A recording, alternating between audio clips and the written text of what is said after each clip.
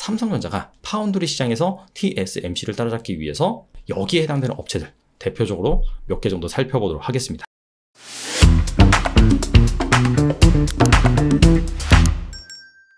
삼성전자 이재용 부회장이 금일 캐나다와 미국으로 출장을 떠났습니다.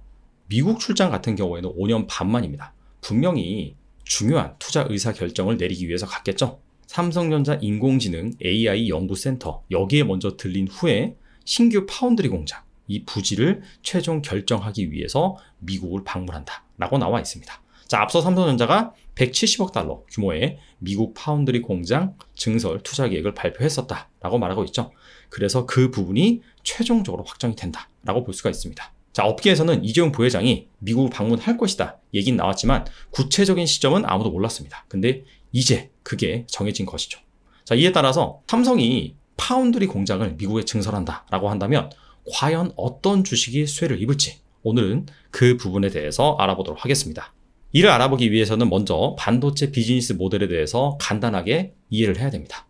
반도체를 먼저 설계를 하고요. 그 다음에 제조를 합니다. 그리고 이 제조된 반도체를 가지고 각종 IT 기기, 전자기기에 부착할 수 있게 조립이나 포장을 해줘야 돼요. 그 다음에 성능이 정상적인지 테스트도 거쳐야 됩니다. 그래서 이 마지막 조립 포장 테스트 이런 공정이 뒤따릅니다. 자, 그래서 설계와 제조 이거는 반도체 전 공정이라고 표현을 하고요. 조립 포장 테스트 같은 경우에는 후 공정이라고 표현을 합니다.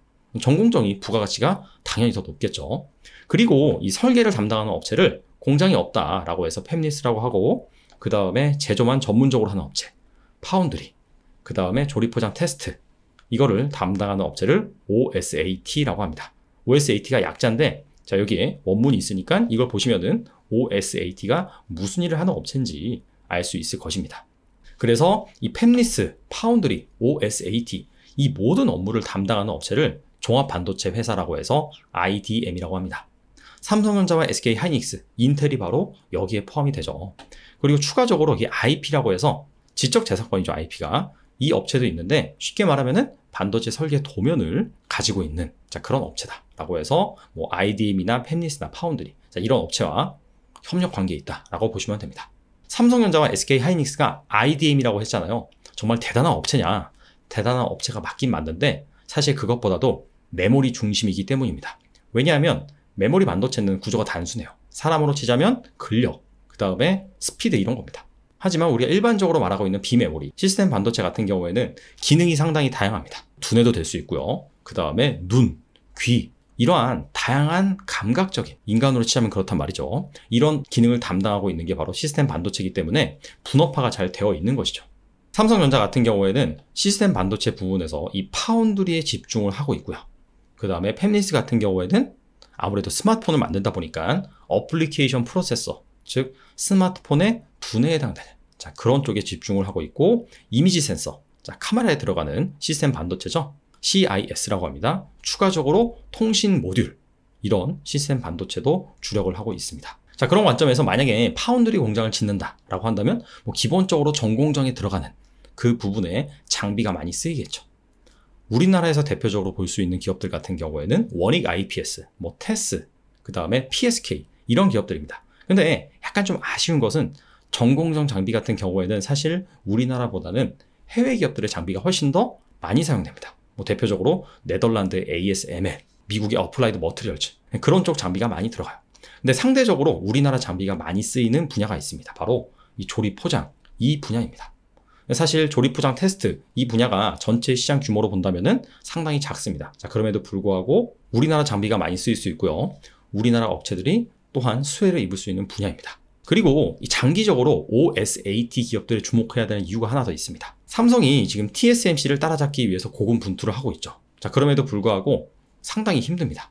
점유율 격차도 상당히 심하죠. 여러 가지 이유가 있겠지만 그 중에 한 가지로 꼽고 있는 게 무엇이냐면 삼성전자는 TSMC에 비해서 후공정 생태계가 부족하다. 자, 이렇게 말을 합니다. 삼성전자는 대표적인 IDM 업체입니다. 종합 반도체 업체예요.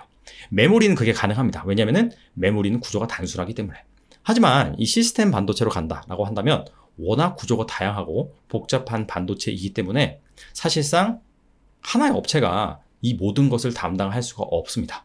TSMC 같은 경우에는 대만에 후공정 생태계를 잘 꾸며놨어요. 즉 OSAT, 이 업체들과 잘 협력을 해서 후공정 경쟁력을 강화를 하고 있습니다. 실제 상위 10대 OSAT 기업 점유율을 살펴보면 60% 이상이 다 대만 업체입니다. 그 다음이 중국이고요. 그 다음이 미국입니다. 사실 우리나라 OSAT 업체 같은 경우에는 점유율이 상당히 미미합니다. 그래서 구조적으로 우리나라 OSAT 업체들이 성장할 수밖에 없는 이유는 바로 삼성전자가 파운드리 시장에서 TSMC를 따라잡기 위해서 꼭 이 후공정 생태계를 꾸려야 되기 때문이다 라는 얘기가 업계에서 나오고 있습니다. 그리고 미세화 공정이 반도체 기술 트렌드의 대표적인 부분입니다. 얼마나 이 회로 선폭을 얇게 그리냐, 그 부분이 핵심인데 계속해서 얇게 그리다 보니까 비용이 천문학적으로 늘어나는 겁니다. 자, 그래서 지금 현재 후공정 쪽이 발달을 하고 있어요. 자, 무슨 얘기냐? 일단 메모리 반도체 같은 경우에는 빵으로 치자면은 식빵입니다. 그냥 식빵을 만들어내는 공정이다라고 보시면 돼요. 근데 시스템 반도체는 유형이 다양하다고 했죠. 빵 중에서는 각종 다양한 케이크를 만드는 부분이 바로 시스템 반도체다. 근데 아무리 이쁘고 아무리 맛있고 멋있는 케이크를 계속해서 개발한들 더 이상 개발하기가 힘든 겁니다. 비용도 많이 들고. 자, 그래서 최근에는 바로 이러한 케이크를 잘 포장하는, 자, 이런 쪽으로 부가가치가 좀 이동을 하고 있다라고 보시면 됩니다. 앞서서 뭐 패키징, 포장 이렇게 말씀드렸는데, 자, 패키징이 포장, 직역을 하면 이렇잖아요. 구체적으로 좀 말씀을 드리면 반도체 칩을 보호하고 메인보드와 신호를 교류하는 역할을 합니다. 근데 이 패키징의 트렌드가 MCP라고 해서 2개 이상의 반도체, 예를 들어서 뭐 전력 반도체, 뭐 메모리, AP 이런 것들을 한꺼번에 다 그냥 포장을 해버리는 겁니다. 그렇게 된다면 성능이 일단 개선이 되고요. 그 다음에 더 작게 만들 수가 있겠죠. 그래서 더 얇고 더 작은 기기에 탑재를 시킬 수가 있습니다. 이런 쪽으로 지금 부가가치가 커지고 있다라고 볼 수가 있습니다. 자, 그런 차원에서 일단 시스템 반도체 관련 기업에 주목을 해야 되고요. 앞서 말씀드린 것처럼 OSAT, 조립, 포장, 테스트 이런 쪽을 담당하는 업체에 주목을 할 필요가 있다라고 말씀드릴 수가 있겠습니다. 자, 그래서 여기에 해당되는 업체들 대표적으로 몇 개 정도 살펴보도록 하겠습니다. 자, 이재용 부회장이 미국에 가면 주목할 만한 종목의 리스트입니다. 크게 장비와 패키징과 테스트 두 분야로 구분을 해놨고요. 그리고 기업명, 주요 사업, 그 다음에 여기는 실적 컨센서스인데 2021년 예상 영업이익이 나와 있습니다. 현재 시점에서. 그리고 옆에는 2022년 예상 영업이익이 나와 있어요. 여기 나와 있는 값이 현재고요. 그 왼쪽에는 1개월 전 컨센서스 값이 나와 있습니다. 즉 현재와 1개월 전과 비교를 해서 컨센서스가 높아졌는지 낮아졌는지, 자, 그 부분을 확인할 수 있는 데이터입니다. 그리고 여기 나와 있는 거는 현재 2022년 영업이익 컨센서스, 그 다음에 현재 2021년 영업이익 컨센서스, 이 두 변수를 비교를 해서 2021년 대비 2022년에는 영업이익이 얼마나 증가를 할지 그 부분을 보여주고 있습니다. 그래서 참고를 하셔라 라고 말씀을 드리고요. 자, 하나하나 간단하게 살펴보면 한미반도체 같은 경우에는 비전 플레이스먼트 장비를 만드는 업체예요. 이 분야에서 업계 1위입니다. 이게 반도체 패키지 이거를 절단을 하고 뭐 세척을 하고 건조를 하고 검사를 하고 선별, 적재 기능, 자, 이런 것들을 다각도로 수행하는 장비가 바로 비전 플레이스먼트 장비다. 사실 한미반도체 같은 경우에는 비메모리 반도체 장비에 특화된 업체이기 때문에 삼성전자뿐만 아니라 글로벌 비메모리 업체와 거래를 합니다. 특히나 앞서서 잠깐 살펴봤었던 글로벌 상위 OSAT 기업, 이런 기업들과 대부분 다 거래를 하고 있습니다. 이오테크닉스 같은 경우에는 레이저 장비 1위 업체고요. 레이저 마커, 뭐 드릴, 커팅, 자, 그런 것들을 만듭니다. 한마디로 반도체 마킹을 하고 그 다음에 반도체 구멍을 뚫고 반도체를 칩 단위로 자르는, 자, 그런 장비를 만든다 라고 보시면 되고, 최근에 앞서 말씀드린 것처럼 이게 포장의 기술, 즉 패키지 이쪽이 고도화되고 있다고 했잖아요. 그래서 뭐 3D 패키지, 반도체를 막 적층을 해서 패키징을 한다든지, 자, 그런 분야가 뜨고 있는데 여기에 관련된 장비도 현재 만들고 있습니다. 그 다음에 인텍플러스라는 기업이 있습니다. 반도체 패키지 모듈 외관 검사 장비를 만드는 업체인데요. 글로벌 OSAT 기업인 뭐 대만, 중국 이런 기업들과 거래를 하고 있습니다. 삼성전자와 SK 하이닉스와도 최근에 계약을 체결하고 있고요. 그리고 지난 6월 증설 공시를 냈습니다. 이게 완공이 된다라고 한다면 생산 능력이 2배에 달할 것으로 예상이 되고 있습니다. 그만큼 이 시스템 반도체 시장이 성장을 하고 있는데 특히나 후공정 이쪽에 투자가 좀 많이 되고 있다라는 것을 엿볼 수 있는 대목입니다. 자, 뒤에 나오는 업체들이죠. 패키징과 테스트를 하는 업체들. 이 업체들도 대부분 최근에 증설을 공시한 상태예요. 먼저 네페스 살펴보면 시스템 반도체 패키징 회사예요. 그래서 어플리케이션 프로세서, 뭐 전력 반도체, 통신용 RF 칩, 자, 이런 것들을 주력으로 패키징을 하는데 차세대 패키지 공법이 있습니다. POPLP라고 패널 레벨 패키징입니다. 이게 반도체 입출력 단자를 이게 팬아웃이라고 했잖아요. 그걸 밖으로 뺀 겁니다. 자, 그렇게 된다면 정기적인 성능과 열 효율을 높일 수가 있어요.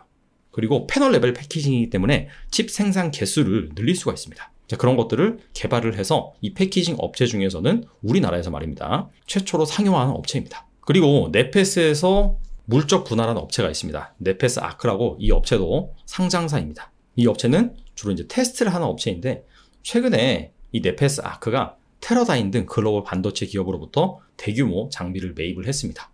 그 얘기는 뭐냐면은 바로 이 패키징 물량, 테스트 물량 이런 것들이 증가할 것을 대비를 하고 매입을 한 것이겠죠. 그래서 회사 쪽에서는 내년 이 패키징 업황이 좋을 것으로 예상을 하고 있습니다. 자, 테스나는 시스템 반도체 테스트를 전문적으로 수행하는 업체입니다. 아무래도 이 삼성전자 거래 관계가 높기 때문에 이미지 센서, 그 다음에 어플리케이션 프로세서, RF 부품, 자, 이런 거를 전문적으로 테스트하는 업체예요. 하나 마이크론 같은 경우에는 원래 메모리 패키징 비중이 높았는데 최근 들어서 이 비메모리 패키징 비중을 확대하고 있는 상황입니다. 자, 마찬가지로 이 업체도 지난 8월 증서를 공시를 했어요. 1,500억 원. 자기 자본의 거의 한 60%에 달하는 그런 대규모 설비 투자를 공시를 했습니다. 자, 그만큼 이 패키징 업황, 비메모리 쪽에서 OSAT 업황이 좋다라는 것을 반증하는 부분이고요. 그리고 이 하나 마이크론의 주가를 보시면 사실 최근에 대부분의 이 반도체 관련주들이 조정을 받았습니다. 자, 그럼에도 불구하고 나홀로 주가가 계속해서 오르고 있습니다. 또 하나의 모멘텀이 뭐냐면 자회사 하나 마이크론 비나가 SK 하이닉스와 메모리 반도체 후공정 패키지 계약을 체결을 했기 때문입니다. 그래서 그 부분 때문에 최근 주가가 좋다라는 것을 참고하시면 좋을 것 같습니다. 마지막으로 LB세미콘이 있습니다. 이 업체는 원래 디스플레이용 패키지 및 테스트 이쪽이 전문이에요. 근데 최근에 신사업으로 시스템 반도체 부분, 어플리케이션 프로세서, 그 다음에 이미지 센서 이쪽 테스트 물량을 확대를 하고 있습니다. 삼성전자 물량이겠죠. 그리고 이 업체 역시 지난 9월에 시스템 반도체용 테스트 설비 투자를 공시를 했습니다. 자기 자본 대비 32%에 해당되는 규모입니다. 자, 지금까지 삼성전자가 미국의 파운드리 공장 부지를 확정을 하면 주목할 만한 업체, 자, 그 중에서 전공정이 아니라 후공정, 즉 OSAT 이쪽 관련 업체들을 살펴봤었죠. 투자 아이디어에서 알 수 있듯이 이게 뭐 단기적인 투자 아이디어는 아닙니다. 이게 단기적인 관점은 아닙니다. 최소 내년 상반기, 내년 하반기까지는 이어지는 그런 투자 아이디어이기 때문에 여러분들이 좀 중장기 관점에서 보시면 좋을 것 같고요. 자, 그 다음에 이 반도체 장비, 패키징, 테스트 이런 업무를 수행하는 업체 특성상 주가 변동성이 상당히 큽니다. 그래서 이런 부분들을 잘 감안하셔서 접근을 하시는 게 중요하고요. 자, 추가적으로 패키징 테스트 업체 있죠. 삼성전자와 거래 관계를 갖고 있다 보니까 삼성전자가 집중하고 있는 AP, 즉 어플리케이션 프로세서, CIS, 이미지 센서, 통신 부품 이런 쪽에 포커스가 되어 있습니다. 근데 삼성전자가 내년에 스마트폰 판매량을 3억대 이상으로 상향을 했거든요. 2017년 이후로는 계속해서 3억대 미만이었어요. 근데 내년에는 확실히 좀 많이 팔아보겠다라고 공시한 상태고, 그 다음에 자기가 직접 설계한 AP, 즉 엑시노스죠. 대거 채용할 것으로 지금 업계에서 전망을 하고 있어요. 그래서 실제로 이 엑시노스를 얼만큼 채용을 하느냐, 삼성전자의 스마트폰에서 이 부분이 중요합니다. 그래서 이 부분을 뭐 대거 채용을 한다라고 한다면 아무래도 이 업체들한테 호재고요. 근데 반면에 생각보다 문제가 있어서 조금밖에 채용을 못한다라고 하면 악재로 작용할 수가 있습니다. 그래서 이 부분 이슈도 잘 점검을 하시면서 여러분들이 보셨으면 좋겠습니다. 자, 아무쪼록 금요일날 시장이 반등을 했는데 계속해서 이러한 상승세가 이어졌으면 좋겠네요. 오늘은 여기까지 하겠습니다. 감사합니다.